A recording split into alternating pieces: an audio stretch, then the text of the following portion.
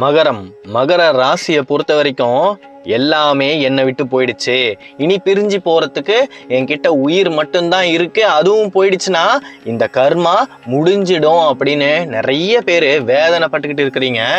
நீங்க என்னதான் இழந்தாலும் வாழ்க்கை உங்களுக்கு வாய்ப்பை கொடுத்துக்கிட்டே தான் இருக்கும். மிகப்பெரிய இடத்துல சூரியன் உங்களுக்கு அதிர்ஷ்டத்தை வாரி வழங்கியே தீரும் இந்த காலகட்டத்தில். அதனாலதான் இந்த வீடியோ உங்க கண்ணுல பட்டிருக்கு. மிகப்பெரிய அளவுல நீங்க இந்த ஒரு தெய்வத்தை மட்டும் பின்பற்றினாலே போதும். பசி இருக்காது, பட்டினி இருக்காது, பஞ்சம் இருக்காது.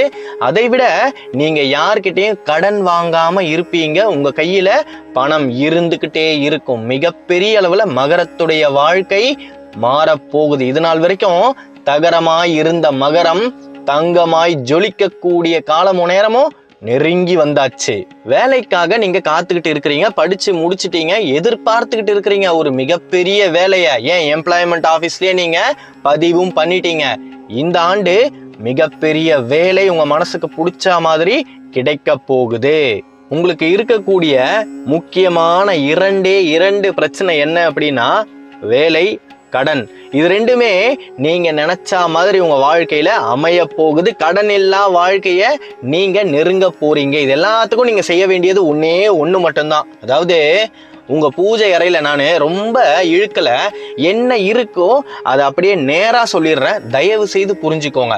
உங்க பூஜை அறையில நீங்க எந்த தெய்வத்தை வேணாலும் வச்சு கும்பிடுங்க. கூடவே இந்த ஒரு தெய்வத்தை வச்சுக்கோங்க. அந்த தெய்வத்துக்கு நீங்க நெய்வேத்தியம் வைக்கலனாலும் பரவாயில்ல, தினமும் நீங்க என்ன சமைக்கிறீங்களோ எதுவும் ஸ்பெஷலாலாம் அந்த தெய்வத்துக்கு படைக்க வேணாம். நீங்க என்ன சமைக்கிறீங்களோ அதுல கொஞ்சமா எடுத்து அந்த தெய்வத்துக்கிட்ட வச்சுட்டு, இனி எனக்கு எந்த விதமான கஷ்டமும் வரவே கூடாது, என்னுடைய வீட்டுல உணவு குறையவே கூடாது, பசி இருக்கவே கூடாது, பஞ்சம் என்னை சுற்றவே கூடாது அப்படின்னு மட்டும் சொல்லுங்க. மிகப்பெரிய மாற்றங்கள் உருவாகும். இந்த தெய்வத்துக்கு மிகப்பெரிய ஒரு சக்தி இருக்கு. என்னன்னா நீங்க எவ்வளவு கொடுக்குறீங்களோ, எவ்வளவு பாசத்தை கொடுக்குறீங்களோ அதை காட்டிலும் பல மடங்கு உங்களுக்கு எல்லா வகையிலையும் நன்மைகளை திருப்பி கொடுக்கும். இந்த அன்னபூரணி தேவி மிகப்பெரிய அளவுல பல பேருடைய, இந்த ஜகத்துல பல பேருடைய கஷ்டங்களை தீர்த்திருக்க. நீங்க உடனே நினைச்சுக்கலாம், அன்னபூரணி அப்படின்னா அன்னத்தில் மட்டும்தான் அந்த தேவி நமக்கு கருணையை காட்டுவாங்க அப்படின்னு. கிடையவே கிடையாது.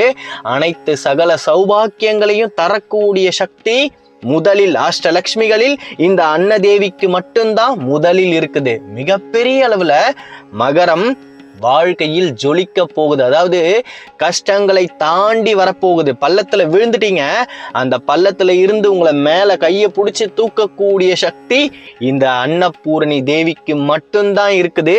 மகர ராசியில திருவோண நட்சத்திரத்துல திருமணமாகாம கஷ்டப்பட்டுக்கிட்டு இருக்கிறீங்க இல்லையா, உங்களுடைய வீட்டுக்குள்ள இந்த தேவி வந்துட்டாலே நிச்சயமாக நீங்க நினைத்தபடி வரன்கள் அமையும்.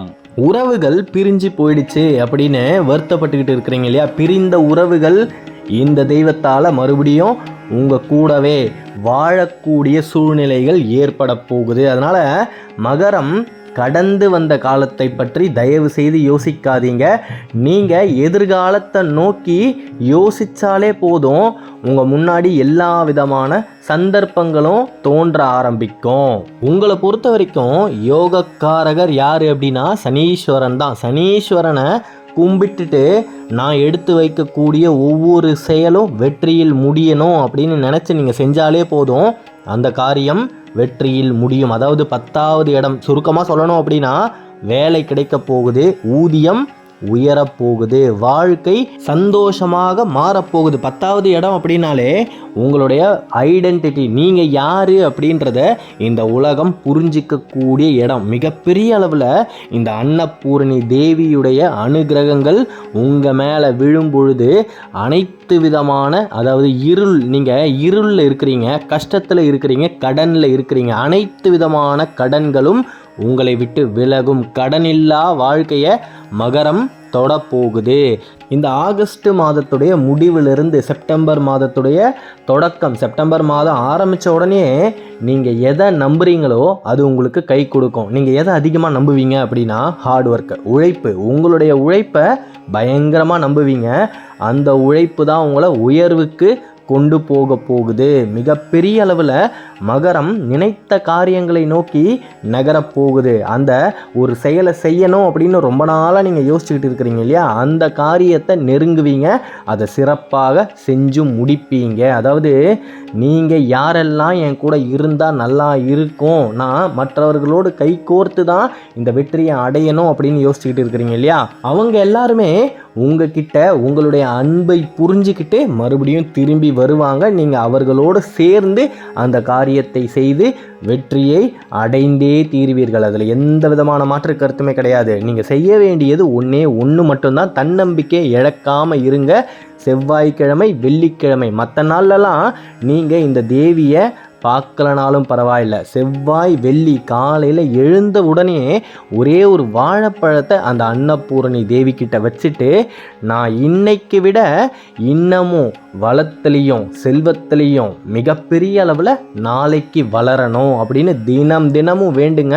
மிகப்பெரிய உயரத்தை நிச்சயமாக மிச்சம் இருக்கக்கூடிய நாட்களில் மகரம் அடைந்தே தீரும். அதில் எந்த விதமான மாற்று கருத்துமே கிடையாது. முதியோர்கள், மகர ராசியில் இருக்கக்கூடிய முதியோர்கள், நீங்கள் தினமும் காலையில் எழுந்து 10 நிமிஷம் இந்த தேவி முன்னாடி கையை கட்டி உட்காந்துக்கிட்டு வேறு எதையுமே மனசில் நினைக்காம தியான நிலையில் அமைதியாக, எனக்கு இழந்த சொந்தங்கள், இழந்த சந்தோஷங்கள் இது எல்லாமே திரும்பி கிடைக்கணும் அப்படின்னு வேண்டுங்க. நீங்கள் என்ன நினைக்கிறீங்களோ அது நிச்சயமாக நடக்கும். அதாவது ஒரே ஒரு விஷயத்தை மட்டும் புரிஞ்சுக்கோங்க, மகரத்தில் இருக்கக்கூடிய 70% அன்பர்கள் நடக்குதோ இல்லையோ நடக்கும்னு நம்புங்க.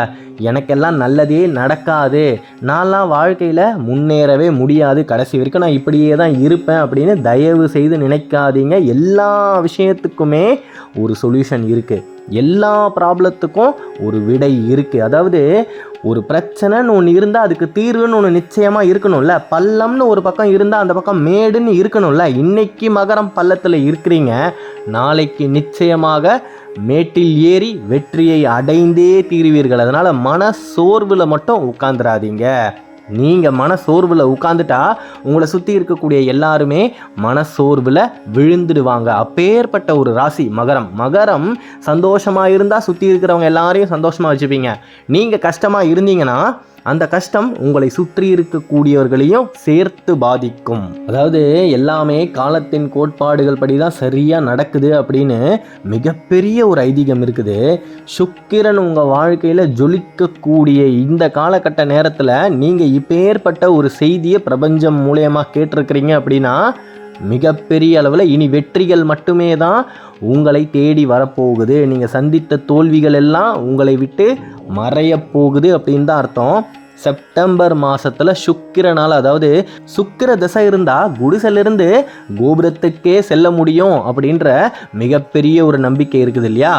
உங்களுடைய ராசிக்கு சுக்கிரன் பலமாக அமையக்கூடிய காலம் நெருங்கி வந்தாச்சு.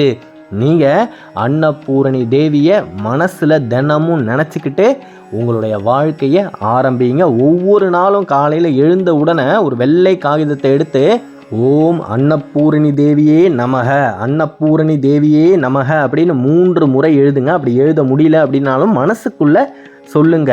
இந்த வீடியோவை இப்போ நீங்கள் பார்த்துக்கிட்டு இருக்கிறீங்க அப்படின்னா கமெண்ட்டில் கூட அன்னபூரணி தேவியே நமக அப்படின்னு எழுதுங்க. நீங்கள் எழுதுவதன் மூலமாக உங்களுடைய மனசு உச்சரிக்கும். மனசு உச்சரிக்கிறதுனால பிரபஞ்சத்திற்கு அந்த ஒளி எதிரொலிக்கும். மிகப்பெரிய அளவில் நீங்கள் எதை நினைக்கிறீங்களோ பிரபஞ்சம் ஒரு கண்ணாடி மாதிரி அதை வாங்கி அப்படியே உங்களுக்கு திருப்பி அனுப்பும். நீங்கள் இப்போ இங்கே எழுதுறதால நிறைய பேர் இப்போ ஏற்பட்ட தெய்வங்கள் எல்லாம் கூட இருக்குதா அப்படின்னு தெரிஞ்சுக்கிறதுக்கு ஒரு வாய்ப்பாக அமையும். அதனால் நல்லதே நினைங்க, நல்லது மட்டுமே தான் நடக்கப் போகுது. தகரமாய் இருந்த மகரத்துடைய வாழ்க்கை தங்கமாய் மாறப்போகுது. நம்பிக்கையோடு இருங்க. அடுத்த காணொளியில் விரைவில் சந்திப்போம். இனி மகரத்துடைய வீட்டில் இந்த அன்னபூரணி தேவி இருந்தே ஆக வேண்டும் என்று நான் முழுமையாக நம்புகிறேன். மகர ராசியை பற்றி நீங்கள் தொடர்ந்து தெரிஞ்சுக்க இந்த சேனலை சப்ஸ்கிரைப் பண்ணிக்கோங்க. இறுதி வரை பார்த்ததற்காக நன்றி.